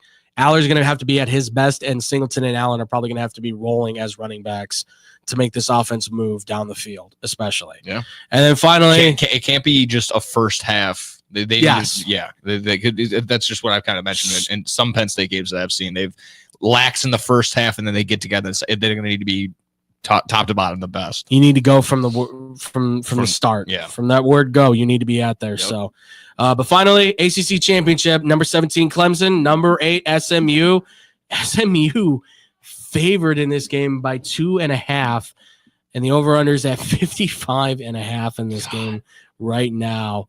Klubnik's had a good year, but SMU made the quarterback change and has actually improved since that moment going to Jennings. I don't even know who to pick at this point anymore. I like SMU. I mean, they've been playing good football. Like you said, when they made the quarterback change, he's been playing really well.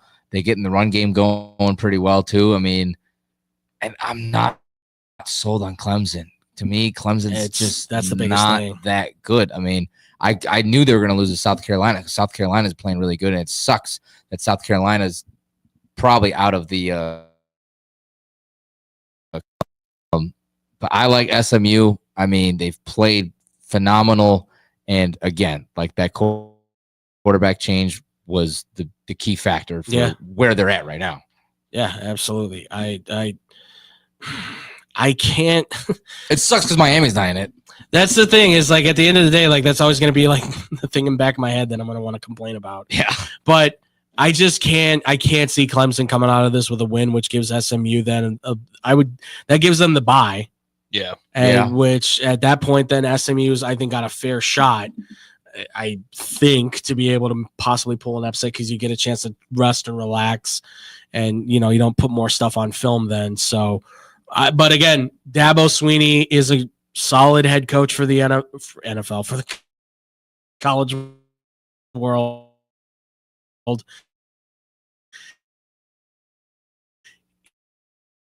He's got Caleb Klubnik, who's a pretty good quarterback. He finished with a really solid season. So I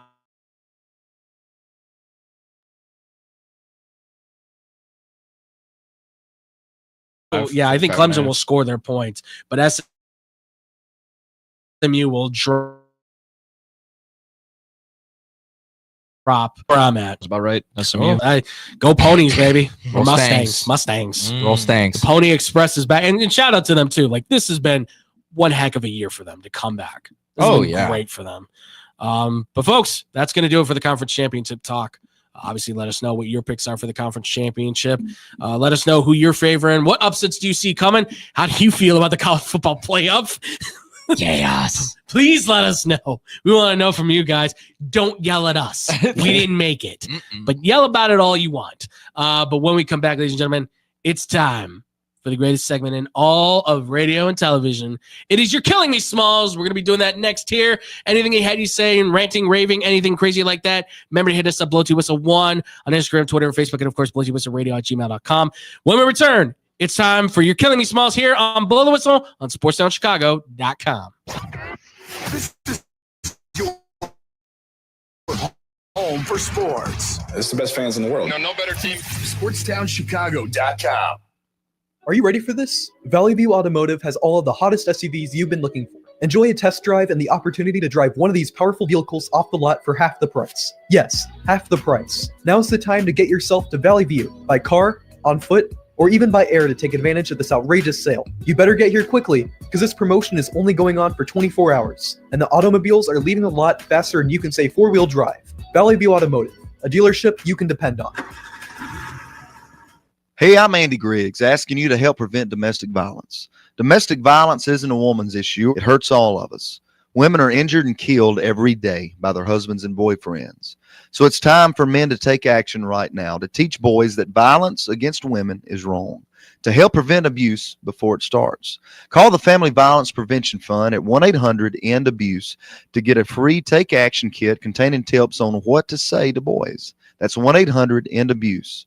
Teach early. Indeed is the #1 job search user with over 250 million monthly users. Indeed's priority is to help everyone in the job searching process to find a job by uploading 10 new job opportunities every 10 seconds worldwide. With Indeed, you have free access to job searches, resume uploads, and company researches. There are over 10,000 employees at Indeed that pursue to help people find the job they are looking for. They connect with millions of people to new opportunities. Go to Indeed.com and sign up for free and create a resume and let Indeed do the rest to help you on your job search. Hey, I'm Jesus Mauricio. Be sure to tune in every Friday to listen to Zeus Off the Bat, a baseball talk show from 1 to 2 p.m. where I'll be discussing and updating you on all things about baseball, news, predictions, reactions, and more about the Cubs, Sox, and everything across the league. Happens every Friday at 1 p.m. right here on SportsTownChicago.com. Don't forget to follow and share our Twitter and Instagram with your friends at Zeus Off the Bat. Zeus Off the Bat. You're killing me, Smalls. That's right, folks. It's time for You're Killing Me, Smalls, right here on Blow the Whistle on SportsTownChicago.com.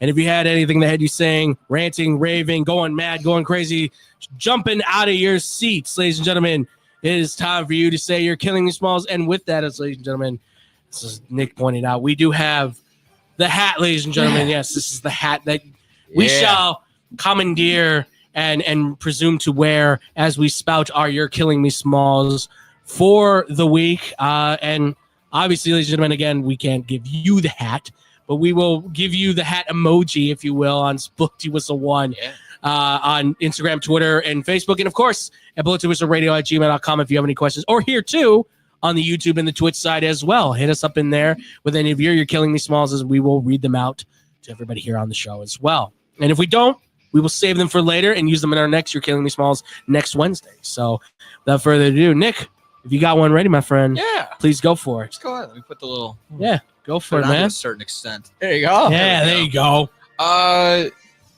We didn't talk any baseball today, so I think it's only fitting. I fit it in right at the end. This new fun thing going around. I don't know, fun for some. Others has been annoying. The idea of the golden bat rule. Oh yeah, the golden bat rule being somewhat teased, introduced yesterday. A lot of talking shows were about this. For those that are not aware of what I'm talking about, the golden bat rule was thought of to be as anybody at any time, any at bat, can be just brought back up and have another at bat, no matter where. If you could have just the last at bat, bring them right back up. That's the golden bat rule. So if you have a 10th inning down by 1, you got bases loaded, Shohei Ohtani just hit a double, let's bring him back for another at bat. That would be the golden bat rule. It's so cartoony and all-star celebrity softball, like it feels like that. Yeah. It feels video game-esque. For anyone that's taking it seriously, that's where I'm like, you're absolutely crazy. So, I enjoy baseball as it is. I've enjoyed the other changes that have been made this is going way too far. Yeah, that's this would be pushing going me. way too far. So for those that are about it, for anyone that's even slightly enjoyed it by it, like, it's a fun concept, but no, this is absolutely ridiculous. So to you, I say, You're killing me, Smalls. yeah, golden bat rule out the door. No good. I had read about that, and I was reading through it. I was like, okay, this is a little. It's a little out there. It's a little odd. Yeah, I think he's getting a little too cocky because when they made the rules, baseball has been more fun to watch, quote unquote. Like we get more viewers. Oh yeah, but now you're just getting a little too crazy. I mean, you've got the robot so umpires coming in, and now you want to. Yeah, exactly. It feels like you're trying to float an idea out there that you think is going to be like this will connect with like Gen Z and Y, and like I don't like baseball fans are going to ditch on that real quick. Even younger fans, I think, are going to go like this is a little stupid. Like, it's just a little too. So then what? Then let's say Aaron Judge like just batted and now he's on second. You're gonna pull him back. Yeah, and yeah, you pinch run for him, and then he comes back in. That just gets my. too damn You know, if it really gets down to like, oh, like why do you like not like it? Because it's a stretch, but you take away the opportunity for a guy. They like, you know, one of those like big October moments. Like you're like, oh, why do you like that guy? Because he had one good at bat one time. Like, why is Ben Zobrist a hero in Chicago? Right. For David Freese, you get the David Freese moments. Exactly. You take away that opportunity for Aaron Judge to have another strikeout moment, and adds more pressure on him. Yeah. The city hates him more when you could have just had some, AAA type guy come up and have his moment. But no, that's gone. And I get the concept of like, like in basketball or football, you put the ball in your best player's hands. Sure, yeah. But at that point, it's not even baseball anymore. Yeah. Listen, even in basketball, right? I mean, who makes the final shots for the Bulls at some point, right? Steve Kerr or John Paxton, right? It's nice.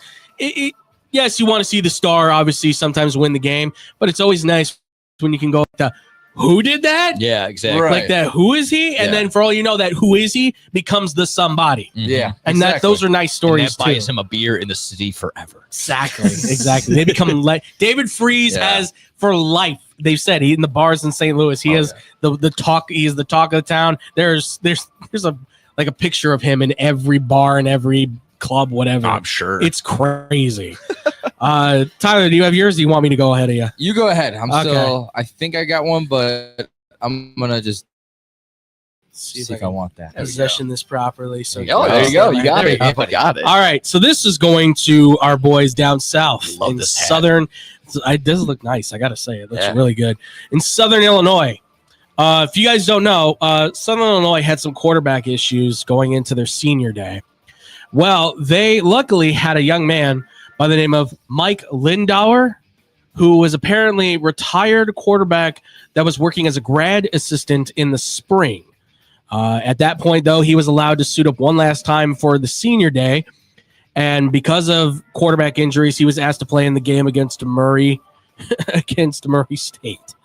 He passed for a school record 7 touchdowns and was named Conference Offensive Player of the Week in a 62-0 win against Murray State. 20 for 33, 283 yards, 7 touchdowns for the Salukis. Fantastic, wonderful story. And this is not the only time. Apparently, there was another guy that did this. He threw for like 85. He threw 85 passes in a game, I guess. 3 touchdowns and 5 interceptions. Oh my the weirdest stat line I've ever seen. And it's incredible. But what a great day for Matt Lindauer and his family for his senior day. Congratulations to them. And even though the Salukis didn't have a great year, shout out to him. And I just, for the best of reasons, I gave them a big old. You're killing me, Smalls. Yeah. Good positives here. Exactly. And it's a good one. And I like this. I like the trend. Yeah, David started on Thanksgiving. It's a positive. You're killing me, Smalls. We've always had some positive ones to throw in there. So often. Yeah. It's just, when we started this, there was a lot of things that were really making us mad. Our blood was boiling. And, we can always fall back on our originals. I always, I have mine. Yeah, of course. You can always go to mine, which, shout out to Brooklyn just dropping another one to the Bulls. Brooklyn. Yeah, thank God. That was it's good for Montes and exactly. It's Giddy. Yeah, my bad. Good for Josh Giddy. He had a good game, And you know who didn't? Ben Simmons. He didn't do anything. Yeah, he's garbage. Hot garbage. It's my favorite player. What are you talking about? Now you got to take the hat now. Oh yeah, get it here. All right. There There we go. I was so hoping I didn't hit the computer and it just boop. Oh, there goes the system. This ain't fit my big head, so we're just gonna let it rest there. There you go. All right. Just a real quick one. Mine goes out to George McCaskey. I guess bravo to you for finally putting your big boy pants on and making the move that needed to happen last year. But, give Matt Eberflus another shot and ride it out, right? Just let him ride it out. Because rumor has it that apparently Ryan Poles wanted his ass gone after the Patriots game, which that should have been the eye-opener. Wow, this is embarrassing. We just lost to the worst team in football. Yeah, no duh. And you made Drake May, credit to Drake May. He's looking pretty good right now. All these rookie quarterbacks. They're all this is one of going to go down as one of the best QB classes in. And we still have to see NFL. what Penix Jr. and McCarthy do. Yeah, exactly. It's crazy. But no, credit to him. But that was the game where Drake May just started to take off. You gave him that momentum. And it's like, buddy, this is where you got to keep your nose out of the big boys' business. Let the men play with the football and make the football decisions. You just collect the money and make this $1 billion company that is you're losing fans here. So to George McCaskey for not making the big boy decision earlier, but finally doing it. Congrats to you. I give you a big old Killing me, Smalls. There you go. Now Gotta let him know. Sell the team. One wish at a time. One wish at a time. All right, well, ladies and gentlemen, that's gonna do it for your Killing Me Smalls here. I got one more. You got one more? Go for it. Yeah, go for it. Go for it. Bring the music back up. Just to the NFL. Wait, hat. Oh, hat. There we go. To the NFL. Gotta get used to that. Just like this. really much showing their colors and saying to all fantasy players, we hate you. We do not care for setting up these bye weeks. The Texans on a bye. The Ravens on a bye. The Commanders on a bye. The Colts on a bye. Yeah. Broncos and, Patriots. But why? All these good players on a bye. There are people trying to get in the playoffs. What are you doing? So Roger Goodell, the NFL, you're killing me. You're killing me, Smalls. Right there. Bang. Bang. I'm right there with you. I've got Nico Collins and Derrick Henry on a bye, which I may lose to Dustin now, so I'm gonna have to hear it after I was talking smack to him. So I got Mixon on a bye. Jonathan Taylor, Terry McLaurin, Jaden Daniels. Oh God. Yeah, like you said, Nico Collins, Stroud, Joe Mixon, Lamar Jackson, Derrick Henry. Those are all humongous names. I will say I got Justin Tucker on the bye, which I'm kind of happy about. Yeah, I get to go to a different kicker. Yeah, sorry. Tryouts coming up. I picked up Jake Elliott. So if you have a foot in Baltimore, be at the stadium. By the way, hope Evan McPherson for the Bengals recovers very quickly. He's out with an injury, so they picked up a new kicker. We'll see what happens there. All the best though. Evan McPherson's been a hero for Cincinnati, so best to him, obviously. That was it. That was my quick one. That's fine. No, that was a good one. That was a good one because I didn't even think about that because I was really mad when I looked at it. I'm like, all right. Have any you want to pitch to us by any means, hit us up, Blow2Whistle1 on Instagram, Twitter, Facebook, blow2whistleradio@gmail.com. We will obviously call back to those at any given time. Just make sure to hit us up with them with the hashtag YKMS, and we will read them out later at a certain time on the next Wednesday to do your Killing Me Smalls, as well as, again, the emails as well. Just hit us up with the subject YKMS or your Killing Me Smalls. Let us know. And that's going to do it for us here, ladies and gentlemen, on this wonderful show. You got to pinch his head. Yeah, you gotta crush his head, smush like the kids in the hall, and crashing your head. Thank you all so much for joining us here on Blow the Whistle. We guys hope you really did enjoy this one. Again, please make sure to hit us up at all that great stuff, social media, the email, and also too, if you want to hit us up afterwards, if you didn't hear us here live, you can also hit us up here at all the podcasting platforms, iHeart, Apple, Google. All those great things except for QuadPod because they're not around no more. Dead. He gone. Bye-bye. Other than that, too, hit us here every Monday and Wednesday on SportsNowChicago.com's YouTube and Twitch page. That's youtube.com/SportsNowShy and twitch.tv/SportsNowShy. Also with that, too, just a reminder, Bad Karma Wrestling. Yep, you need this your Friday. wrestling. You need your wrestling fix. Stop on by Bad Karma Wrestling and going through everything that was going on this week. So absolutely, BK Dub. Yes, I will be filling in for our boy Scotty. So, and I can't wait for this because this was a week. This was a definite week. It's still TBD, but I'm pretty sure we're going for X-Bomb Sports as well too this Friday as well, Monday or afternoon, something like that. Short fuse. Yes, short fuse Fridays. Well, this might be a long fuse Friday because we didn't get a chance to go Monday. So, but we will definitely, because I gotta cover this stuff. It's gonna be one of those cartoony fuses when it's exactly where it goes like around in a circle. When Tom and Jerry, when Tom's running around with it, he's like, I don't know what to do. I don't know what to do. The fuse just keeps going and going and going. But be on the lookout for that. We're going every Monday and every Friday, starting at around 10 o'clock. So be on the lookout for that as well, folks. And I think with that covers everything. Yes, sir. Yes, sir. So thank you all so much for watching and listening. Stay positive, be positive, and positive things will happen to you. And we'll see you guys on the next one next week. Much love. Peace out, everybody. Bye-bye. I have a dream. 2. Yes, we can. Celebrating those that continue to inspire this Black History Month. Those who tell